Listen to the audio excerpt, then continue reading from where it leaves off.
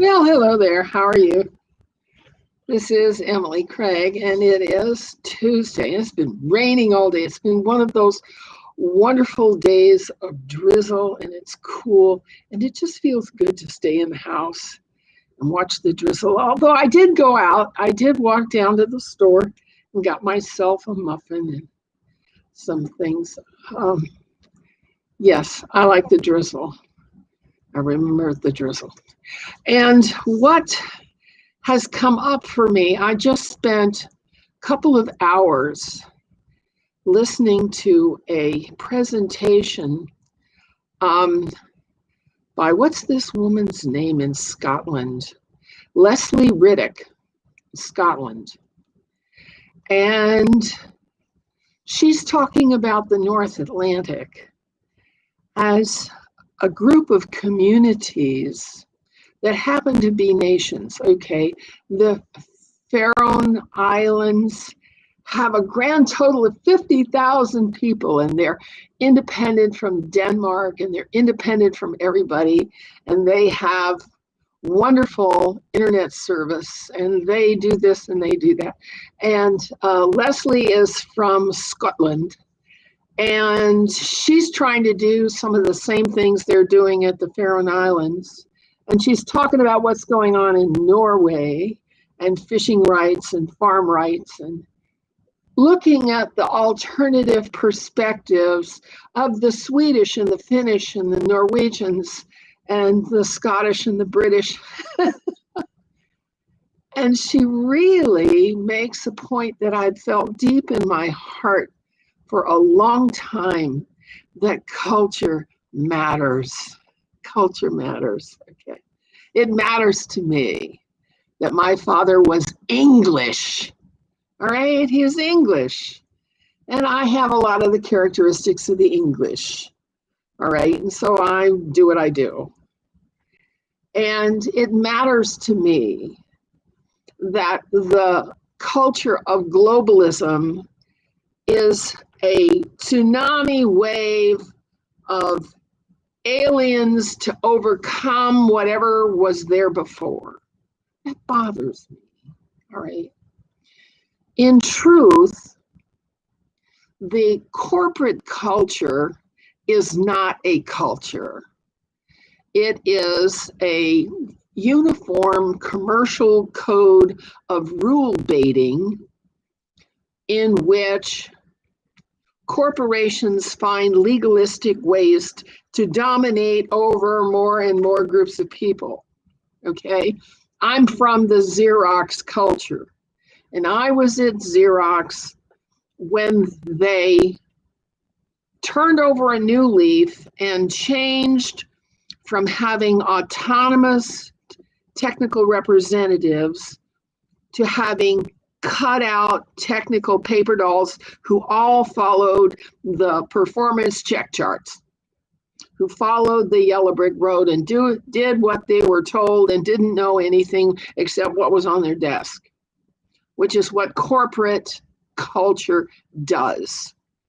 Okay, you don't ask somebody in a corporate culture a question, because what they'll say to you, I don't care what your question is, I don't know, we don't do that here. If you want to find somebody who does that, look in the yellow pages. Okay, they work at stupidity. It's not just they're ignorant, is that they don't want to know anything that isn't on the piece of paper on their desk in front of them. Now, and so Leslie to me is just a breath of fresh air. And I'm thinking, wow, do you think at my age I could go live in Scotland, in the Shetland Islands, or in the Faroe Islands, and learn a whole new language? I'd have to learn a variant of Danish, and Danish is not easy, okay? But maybe so, all right? Maybe I could learn to love the life of a fishwife.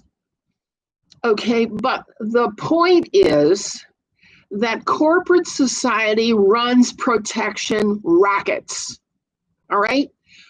Allopathic medical sickness management is a protection racket because it has a limited number of outputs. It has visits, procedures, tests, and prescriptions. And if you don't fit in their paradigm of what is humanly possible to get over, they don't even want to talk to you. Okay, I've had adrenal problems for 25 years. I have congenital blood problems, problems in hematology and endocrinology. They don't even want to talk to me. They don't even want to make me an appointment. Like, go away, lady. All right, because I don't fall within their paradigm of what they want to be able to treat cheaply. All right, so yes, disease management is a protection racket. Lotteries are a protection racket for the government. Okay, what are some of the other protection rackets that we see? Let's think about this. I had them all written down earlier. Okay, the protection racketeering. Rigging elections is a protection racket of one of the parties. Okay. Insurance is kind of a good idea. All right. Education that channels the young into a corporate culture called Common Core curricula, which demeans the family and demeans the culture and demeans the ethos of personal accountability to a higher power. That's a protection racket. The use of education as a tool to get a job for which the education doesn't in any way prepare the applicant, okay? What pedagogy in quackademia teaches our children, all right, is hypothetical theories, ontologies, and taxonomies, all right? But the laws of cause and effect and how to solve problems don't even come up, all right? Our education system does not prepare our young people for life as an exercise in solving problems. Good old boot camp. Boot camp is about solving problems. And that's not what's going on in education today. All right. So, what are some of the other protection rackets? Lotteries, medical care, academia. Yes. Debt. Finance and debt. Because now, under the new world order, okay, people who have collection problems because they ran into a medical management system that didn't work for them, that continued testing unproductively and not fixing anything, or finally offing them. Do you know that 250,000 people a year die from medical errors? Yeah, that's a protection racket. It's an expensive one. Big pharma and their drugs and their vaccines are a protection racket because the human body was built to create its own immunity. It was built to detoxify itself. It was built to be resilient, to be strong. And the drugs don't really help, all right? So if we want to live as a part of a culture in relationship to people, in relation to people in an ethos in which I tell you my truth, you tell me your truth, and we work out a win-win situation between us. That's not going to happen under uniform commercial codes, because under uniform commercial codes, it's a rule baiting system. It's a rule-baiting system in which you're following rules, I'm following rules, and whether those rules meet or not is a matter of dispute. All right. So I'm looking at the North Atlantic and saying to myself, you know something? Those folks have something that we here in California do not have. We here in California have a Marxist governor who's busy imposing rule baiting and rules upon us day by day by day, keeping us in our homes, keeping us from, we can't go to church, we can't go visit grandma at the nursing home, we can't do this, we can't do that. Totalitarianism 1A. And I'm saying to myself, gosh, I don't want to live this way. Where else can I go?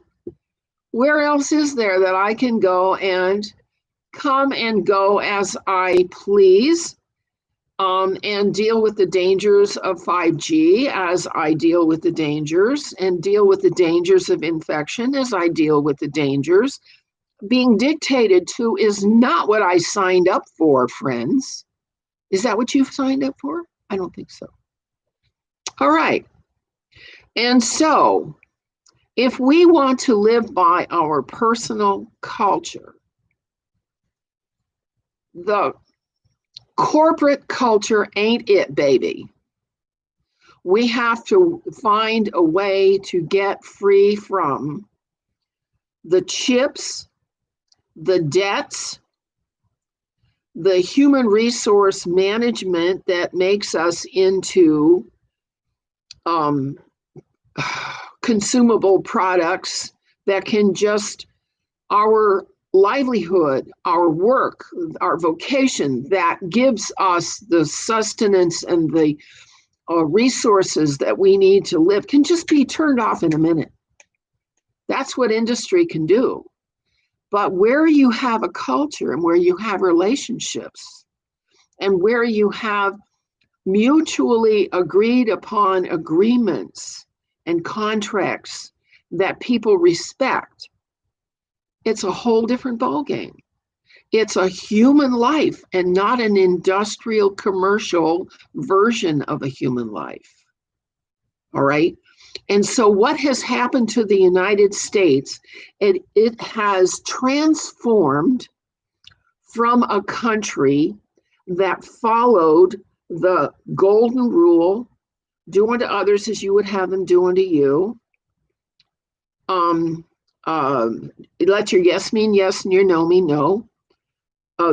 He that is faithful in what is least is faithful also in much. The whole honesty thing has been thrown out the window.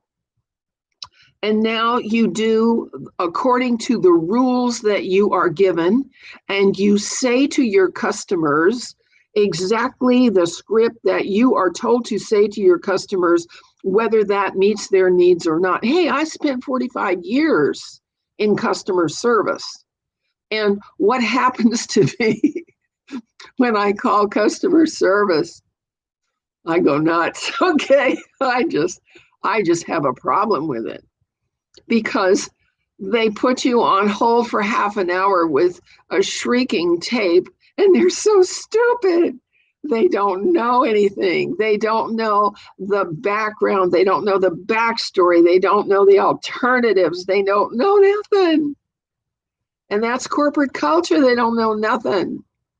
And that's not how a human life does. A human life is about putting our heads together and figuring out how to fix a problem. And that's not what quackademia is teaching our children. They're not teaching our children how to fix problems. They're teaching our children theories, ontologies, and taxonomies, all hypothetical stuff. When it comes to fixing problems, our children are lost. Our children cannot write legibly. They cannot figure arithmetic in their heads, okay? They cannot speak an articulated sentence using a full vocabulary because they haven't read very widely. And that's the commercial protection racket game that we are subject to. And that's what we're going to have to resist now. In the political domain now, what has come forward is that the election was rigged in 3 areas. 5 to 10 million ballots were counterfeit ballots. They weren't even real ballots sent in by real people. Okay. The Dominion software was designed to flip votes from Trump to Biden. And it was held in Germany. And it was designed to be used that way. And at the 3rd level, in the battleground states, the poll workers were trained to collude with the coup. So we have this coup that has occurred in our nation under our noses, but the mainstream media is propagating and supporting and enlarging and, the whole thing on the coup. We're hoping that the president's lawful legal case against this coup will stand up in the court of either the Supreme Court or the local federal judges. If not, this country is just dead in the water. It just simply another Cuba, another Venezuela. It's a country that has gone to the dogs of Marxism, Leninism, and communism, because that's what the left, the Democratic Party, now stands for. Okay, is that okay with you? It's not okay with me. And frankly, I'm looking around to see where else is there. There must be somewhere else where people are still human and where they still solve problems and where protection rackets don't dominate health, education, and finance, because that's what we're dealing with. So look around. Let's look at our options. They're not very broad right now. And this is Emily Windsor Craig, and I'd like to advise all my friends, make sure you've got 3 months of commodity groceries in the closet and fresh water already filtered, because we've got some hard times coming, because the left has taken hold of this government and this nation's legal system and commercial system. And we have to be able to tell them, no, not here, not here. We don't want a system in which all you have to do is confess and grovel to get your needs met. And people who work and who love their work and who are competent at working are worked to death. That's the record and the history of communism. We do what we can. We'll see you.